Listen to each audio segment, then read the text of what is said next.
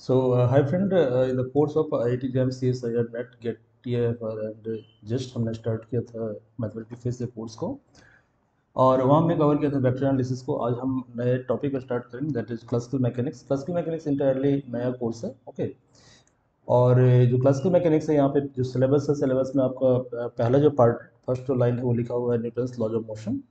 तो आज का जो लेक्चर होगा that will be completely based on Newton's laws of motion, okay. तो न्यूटन्स लॉज ऑफ मोशन को यहाँ पे हम नए तरीके से पढ़ेंगे। आपने बीएससी पार्ट 1 या पार्ट 2 में ये कोर्स किया होगा आपने, ठीक है। तो सबसे पहले कोर्स को स्टार्ट करने से पहले जो है हम थोड़ा सा गो थ्रू हो जाते हैं कि सिलेबस क्या क्या है डिफरेंट एग्जाम्स का।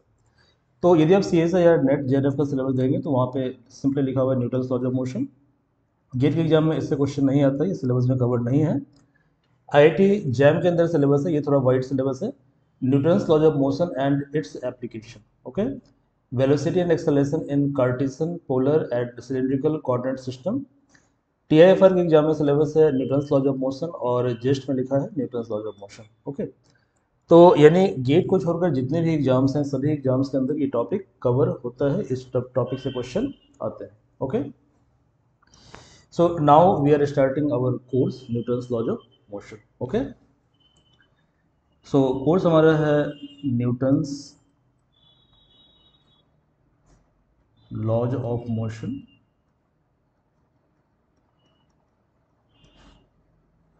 ये हमारा कोर्स है, ओके।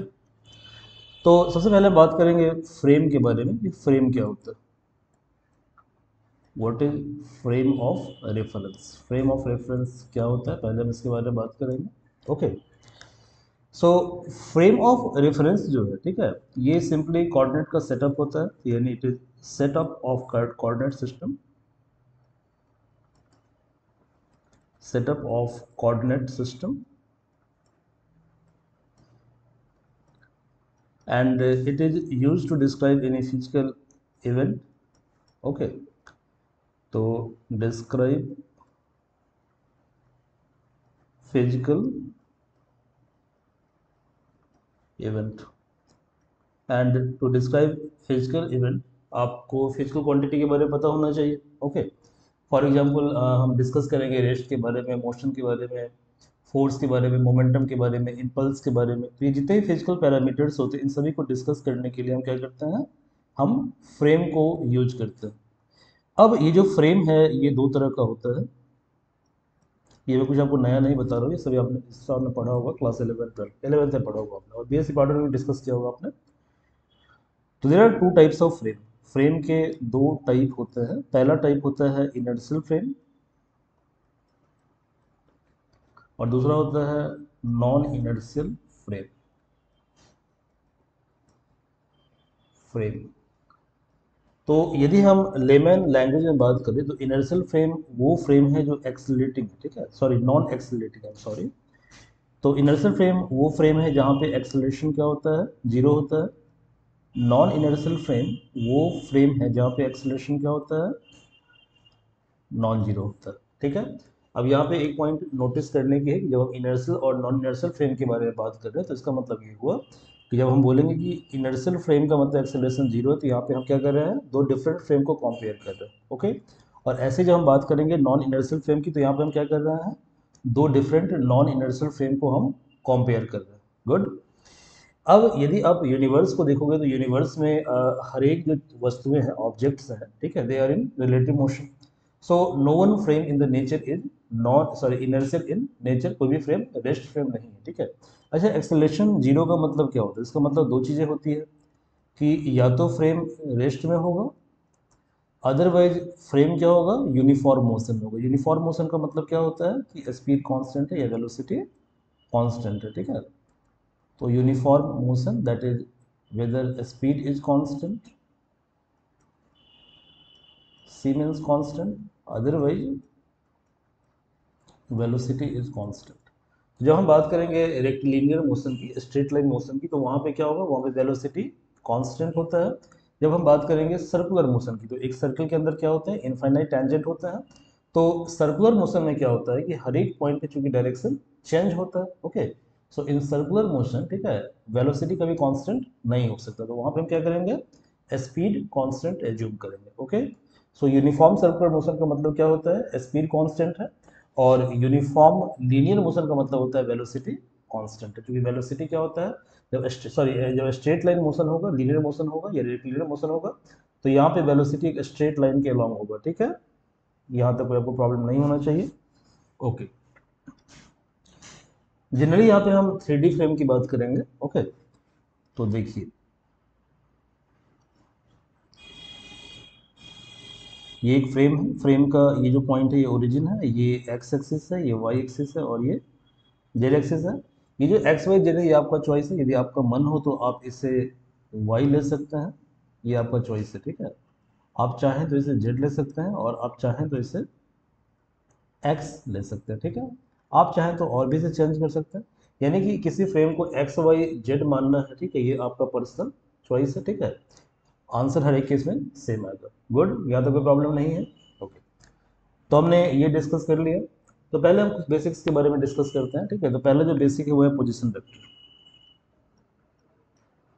पहला है पोजीशन वेक्टर, और यहाँ पे हम फुल्ली फोकस करेंगे स्ट्रेट लाइन मोशन और लीनियर मोशन के ऊपर। ओके, पोजीशन वेक्टर क्या होता है, जैसे मान लीजिए कि ये एक फ्रेम है, ये ओरिजिन है, ये एक्स है, ये वाई है, ये जेड है।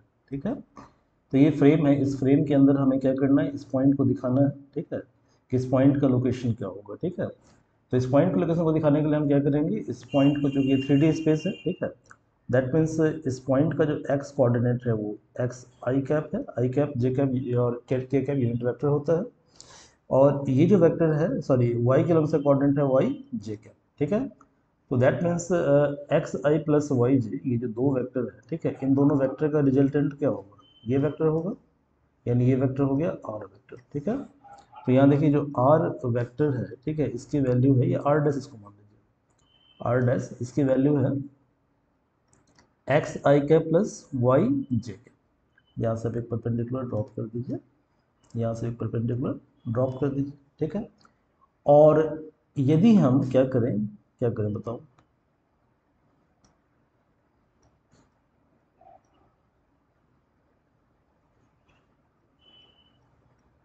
ये जो आर डैश है, तो देखो भाई ये क्या होगा, ये होगा जेड के कैप। तो यदि ये जेड के कैप है तो इसका मतलब क्या होगा, ये वेक्टर भी जेड के कैप होगा।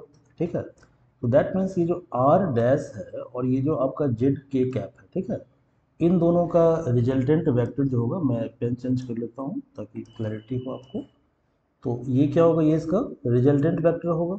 ठीक है, दैट मीन्स ये जो आर डैश है और ये जेड के कैप है, ठीक है, ये होगा वेक्टर आर, तो ये वेक्टर आर हो गया। ओके, तो therefore position vector R जो है वो है आपका R dash plus Z K cap, that is X I cap plus Y J cap plus Z K cap. तो ये क्या होता है, पोजीशन वेक्टर का मतलब ये होता है कि किसी पॉइंट के लोकेशन को बताने के लिए जिस वेक्टर को हम यूज करते हैं that is called position vector. Okay, ये 3D में होंगे, यदि हम 2D में बात करें, और यदि हम एक्स वाई प्लेन की बात करें तो क्या होगा, एक्स आई प्लस वाई जे, और यदि हम 1D की बात करें तो क्या होगा, विदर एक्स आई और वाई जे और जेड के होगा। ठीक है, तो आई थिंक ये आपको क्लियर हो गया होगा। Okay,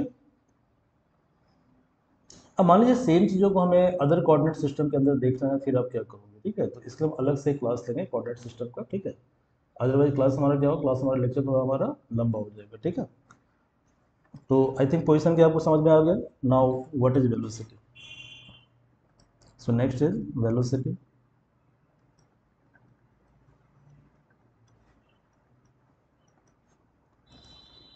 so velocity is derivative of position vector और displacement vector, D R by D T, so it is D upon D T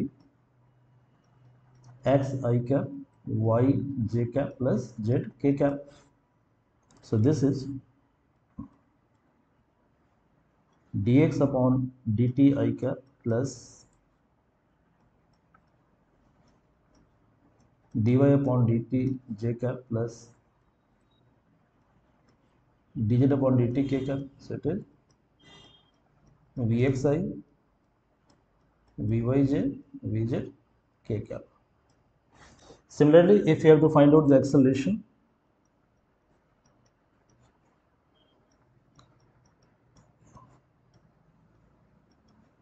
So acceleration is derivative of velocity dv upon dt.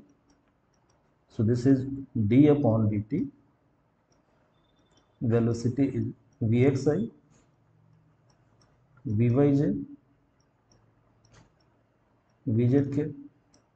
So d upon dt vxi is axi cap plus d upon dt vyj is ayj cap plus d upon dt vzk cap is azk cap. Good.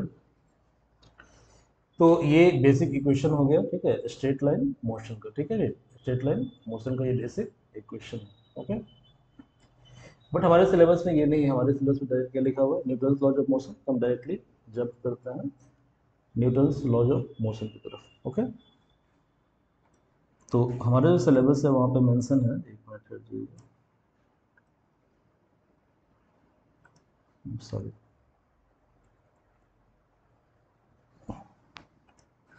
Newton's laws of motion.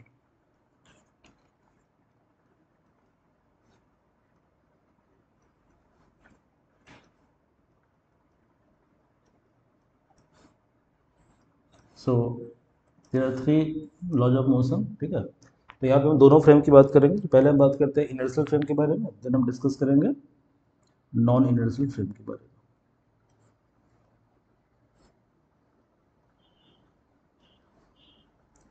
तो Newton's law को discuss करने के लिए सबसे पहले हम एक quantity है, physical quantity, that is called momentum.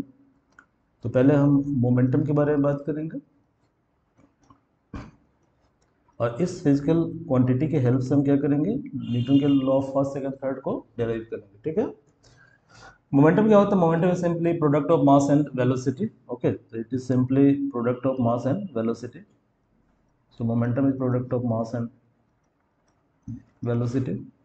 चूंकि मोमेंटम एक वेक्टर क्वांटिटी है तो आप लिख सकते हैं P X I cap plus P Y J cap plus P Z K cap equal to M V X I cap plus M V Y J cap plus M V Z K cap. Obviously scalar form जो होगा momentum का, that is P X equal to M V X. ये दोनों vector form है.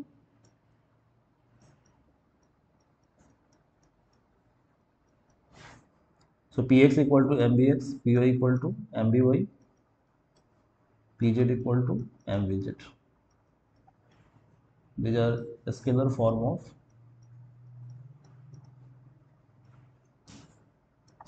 momentum. Okay. अब सबसे पहले हम डिस्कस करते हैं सेकंड लॉ ऑफ मोशन को. Okay, what is second law of motion?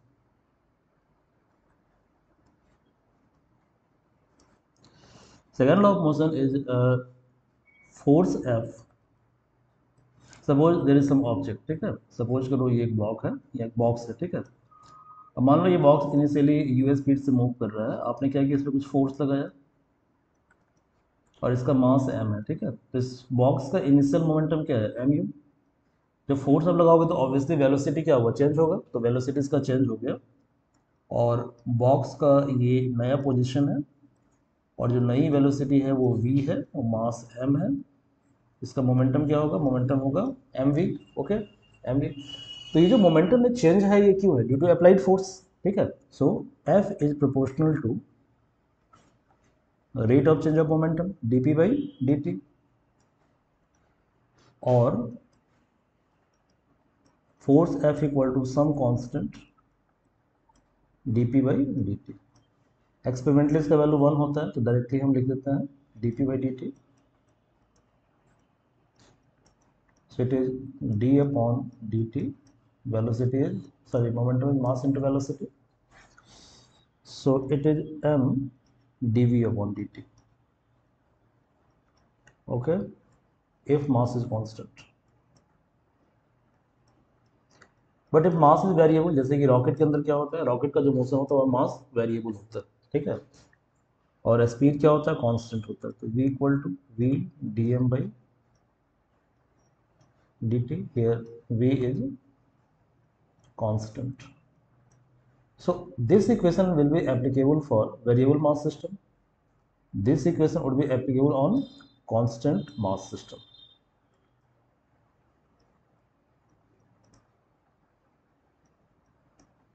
constant mass system, this equation would be applicable on variable mass system.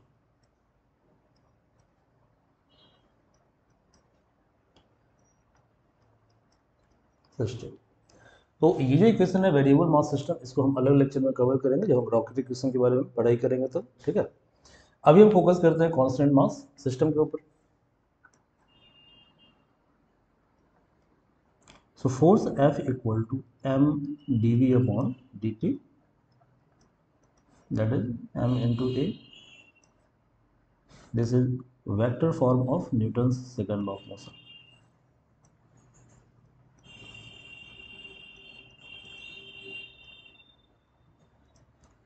Okay, so if you want to rewrite this equation in scalar form, यदि इस equation को आप scalar form में लिखना चाहते हैं, ठीक है, फिर आप क्या करोगे, f को आप रिजॉल्व कर दीजिए, F X I cap, F Y J cap, F Z K cap equal to m A X I cap, A Y J cap, A Z K cap. Good. So it is mx I cap, may j cap, maz k cap. Therefore, your fx is max, fy is may, and fz is maz. अब ये जो form आपको दिख रहा है, ठीक है, ये स्केलर फॉर्म, ठीक है, that is a scalar form of Newton's second law of motion. Okay, अब यदि न्यूटन का सेकंड लॉ आपको पता चल गया तो यहाँ से फर्स्ट लॉ भी निकाल सकते हैं. फर्स्ट लॉ क्या है?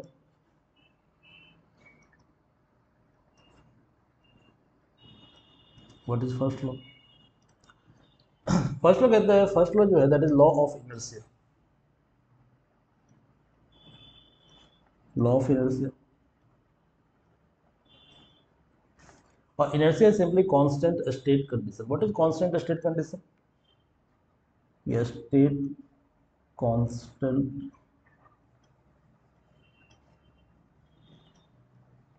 state condition. ओके, और कांस्टेंट स्टेट कंडीशन मींस, ठीक है, यदि if you are in rest, आप रेस्ट में रहोगे, और यदि आप मोशन में हो तो आपकी टेंडेंसी मोशन में रहने की होगी, ठीक है. यानी सिंपली जब रेस्ट में तो एक्सेलरेशन क्या है, जीरो है, और जब आप कांस्टेंट स्पीड से मूव कर रहे हो, वेलोसिटी से मूव कर रहे हो, ठीक है, अगेन आपका एक्सेलरेशन क्या है, जीरो, क्योंकि चेंज इन वेलोसिटी क्या है, जीरो है. तो जो कांस्टेंट स्टेट ऑफ कंडीशन है, मतलब मोमेंट, लॉ ऑफ इनर्शिया, तो ये भी दो तरह का होता है. एक होता है इनर्शिया ऑफ रेस्ट और एक होता है इनर्शिया ऑफ मोशन.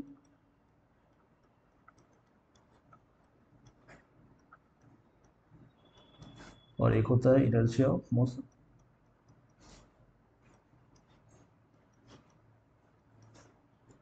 तो इन इनर्शिया ऑफ रेस्ट, ठीक है, आपका जो है, यदि आप रेस्ट में, तो आप रेस्ट में रहोगे तो एक्सेलरेशन क्या होगा, जीरो होगा, क्योंकि नेट फोर्स क्या है आपका, जीरो है, एक्सटर्नल फोर्स क्या है, जीरो है. ओके, क्या होगा, आप रेस्ट में हो, जैसे ही आप पे फोर्स अप्लाई किया जाएगा, ठीक है, तो आप क्या करोगे, आप मूव करोगे ना. जब मूव करोगे तो इसका मतलब क्या होगा, वेलोसिटी चेंज हो गया. ओके, तो पहले वेलोसिटी आपका जीरो था, वेलोसिटी समथिंग है, नॉन जीरो है, that means you are accelerating, ठीक है. सो इनर्शिया ऑफ रेस्ट का मतलब ये होता है कि if you are at rest, ठीक है, you want to stay at rest. Okay, जैसे मान लीजिए कि आप यहाँ पे रेस्ट में है, ठीक है, और आपका स्पीड जीरो है. जैसे मैंने फोर्स पे अप्लाई किया, तो फोर्स यदि नॉन जीरो है तो क्या होगा, स्पीड चेंज हो जाएगा. बट यदि फोर्स जीरो है, ठीक है, तो एक्सेलरेशन क्या होगा, जीरो होगा. ऐसे ही इनर्शिया ऑफ मोशन में क्या होगा, मान लो एक ऑब्जेक्ट है, ओके, और ये एक फ्रिक्शनलेस ग्लास है, ठीक है. वैसे नेचर में कोई भी चीज़ फ्रिक्शनलेस हो नहीं सकती कंप्लीटली. ओके, तो मान लो ये फ्रिक्शनलेस लग गया, तो हमारे ग्लास है, या फ्रिक्शन काफ़ी कम है. तो यदि यहाँ पे एक छोटा सा कोई बॉल है, ठीक है, जो ग्लास का बना हुआ है, और इसे तुम स्लाइड करोगे, ठीक है, तो ये रोल कर रहा है, तो क्या होगा, ये इनफाइनाइट डिस्टेंस तक जाएगा जब तक कि इसके ऊपर कोई रेजिस्टिव फोर्स अप्लाई नहीं किया जाता है, फ्रिक्शन फोर्स. अरे समझ में, फ्रिक्शन क्या है, फ्रिक्शन आपका रेजिस्टिव फोर्स है,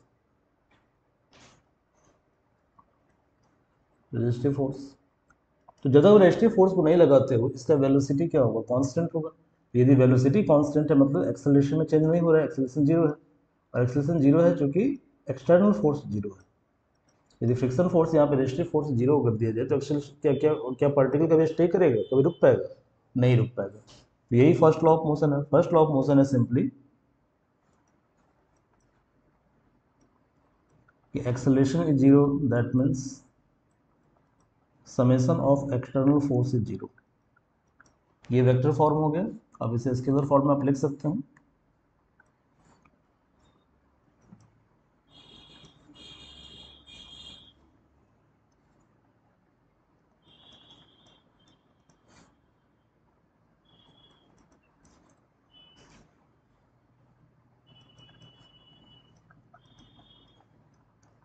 इक्वल टू जीरो, ये आपका है वेक्टर फॉर्म। अब सिमिलर चीज़ों को यदि आपको स्केलर फॉर्म में कन्वर्ट करना है या स्केलर फॉर्म में लिखना है, तो आप क्या करोगे, इसे रिजॉल्व कर दोगे, वेक्टर को आप ब्रेक कर दोगे। तो हमने क्या किया, वेक्टर को ब्रेक कर दिया, ठीक है। Therefore A X I cap plus A Y J cap A Z K cap equal to zero I cap zero J cap zero K cap if summation F X external I cap F Y external J cap F Z external K cap equal to zero. Therefore ax equal to 0, that means summation fx external equal to 0. Similarly, ay equal to 0, that means summation fy external 0. और similarly az equal to 0, that means summation fz external equal to 0. Good. तो I think ये आपको समझ में आ गया होगा second law क्या है, फर्स्ट लॉ क्या है, और थर्ड लॉ तो काफ़ी इजी है, ठीक है। क्या है थर्ड लॉ बताइए। थर्ड लॉ है कि if you are applying some force on any object, ठीक है, कि there is equal and opposite reaction, ये हम आगे अप्लाई करेंगे तो समझ जाएंगे, ठीक है। नेक्स्ट देखिए क्या है अगला जो टॉपिक है आपका। तो I think first second third law के आपको समझ में आ गया। अब यहाँ पे कॉन्सेप्ट है सीडो फोर्स। सीडो फोर्स क्या होता है,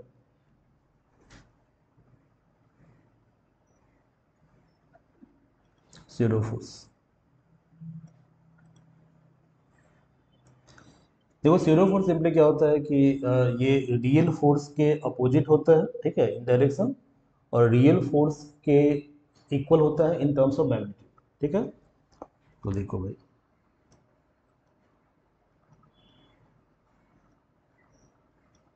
यदि हम मैग्नीट्यूड की बात करें तो क्या होगा, F real force equal to F pseudo force. यदि हम डायरेक्शन की बात करें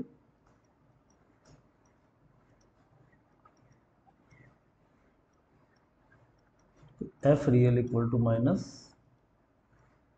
एफ सीडो। ओके, तो pseudo force works only in non inertial frame. कौन से फ्रेम में काम करता है ये, नॉन इनर्शियल फ्रेम। तो कुछ समझ में आपको आया नहीं होगा, ठीक है। तो मैं एक प्रॉब्लम से जो है क्लियर करता हूँ। प्रॉब्लम जब आप सॉल्व करेंगे तो कॉन्सेप्ट क्लियर आपका हो जाएगा, ठीक है। ये क्वेश्चन आपने कई बार किया होगा, मैं इस क्वेश्चन को रिपीट कर रहा हूँ। जैसे मान लीजिए कि ये एक लिफ्ट है, ठीक है। इस लिफ्ट के अंदर एक पेंडुलम है और पेंडुलम के नीचे बॉब लगा हुआ है, ठीक है। इस बॉब का मास है m, और एक जो ऑब्जर्वर है वो लिफ्ट के अंदर है, इनसाइड है, और जो सेकंड ऑब्जर्वर है वो लिफ्ट के आउटसाइड है। ये दो ऑब्जर्वर है, ये ऑब्जर्वर ए है और ये ऑब्जर्वर बी है, ठीक है। तो ऑब्जर्वर बी कौन से फ्रेम के अंदर है, ऑब्जर्वर बी आपका है नॉन इनर्शियल फ्रेम के अंदर। तो ये जो फ्रेम है ये फ्रेम आपका नॉन इनर्शियल है। और मैंने आपको एक चीज़ बताना मैं भूल गया था कि अर्थ जो है उसको इनर्शियल फ्रेम हम मानते हैं, ठीक है। तो अर्थ क्या है, मतलब अर्थ को हम रेफरेंस मानते हैं, तो अर्थ एज्यूम्ड इनर्शियल फ्रेम। तो ये है आपका इनर्शियल फ्रेम।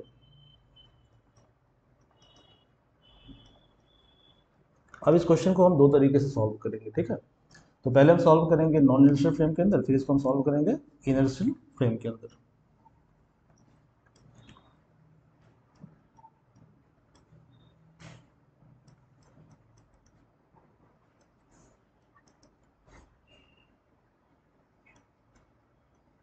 फ्रेम के अंदर। तो पहले से हम सॉल्व करते हैं नॉन इनर्शियल फ्रेम में। तो देखो, ये जो ऑब्जर्वर बी है, ऑब्जर्वर बी के लिए ये जो बॉब है पेंडुलम, ये पेंडुलम क्या है, रेस्ट में है। तो ये पेंडुलम रेस्ट में है, तो पहले हम क्या करते हैं, इसमें हम देखते हैं कि पेंडुलम पे कितने फोर्स एक्ट कर रहे हैं। तो यदि पेंडुलम का मास m है तो इस पर एक फोर्स क्या लग रहा है, mg। दूसरा फोर्स क्या लग रहा है, टेंशन लग रहा है, ठीक है। यानी ये दो फोर्स लग रहा है, ठीक है। ओके, लेकिन एक फोर्स यहाँ पे और लग रहा है। कौन सा फोर्स लग रहा है, तो मान लो ये जो लिफ्ट है, ये लिफ्ट ए एक्सेलरेशन से नीचे आ रहा है। तो यदि लिफ्ट ए एक्सेलरेशन से नीचे आ रहा है तो इसका मतलब क्या होगा कि रियल फोर्स, जो मतलब जो रियल फोर्स लिफ्ट के ऊपर लग रहा है, फ्रेम के ऊपर, ठीक है, वो क्या है तुम्हारा, वो है लिफ्ट का मास इंटू एक्सेलरेशन। क्लियर है, ठीक है। तो मैंने क्या बताया था कि स्यूडो फोर्स जो होता है, स्यूडो फोर्स, ठीक है, वो क्या होता है कि मैग्नीट्यूड बाई रियल फोर्स के बराबर होता है, ठीक है। तो पहले हम क्या करेंगे, पहले हम स्यूडो एक्सेलरेशन निकाल लेते हैं। तो स्यूडो एक्सेलरेशन क्या है, तो लिफ्ट ए एक्सेलरेशन से नीचे आ रहा है, ठीक है। तो इसका मतलब ये हुआ कि लिफ्ट के अंदर जो ऑब्जेक्ट है, इसके ऊपर जो स्यूडो एक्सेलरेशन रहेगा वो ए रहेगा ऊपर की तरफ। आ रहा समझ में। और इसका डायरेक्शन क्या होगा, अपोजिट होगा। तो लिफ्ट नीचे आ रहा है तो स्यूडो फोर्स ऊपर लगेगा, तो ये एम ए हो जाएगा, एम ए। तो यहाँ पे एक स्यूडो फोर्स और एम ए लगा। क्लियर है। अब देखिए लिफ्ट क्या रेस्ट में है, सॉरी लिफ्ट रेस्ट में है according to this observer B. तो यानी T plus M A equal to क्या होगा, एम जी होगा। तो यहाँ पे टेंशन कितना हो गया, M G minus M A. अब सेम क्वेश्चन को हम सॉल्व करते हैं इनर्शियल फ्रेम के अंदर। ओके, तो we are solving same question in inertial frame.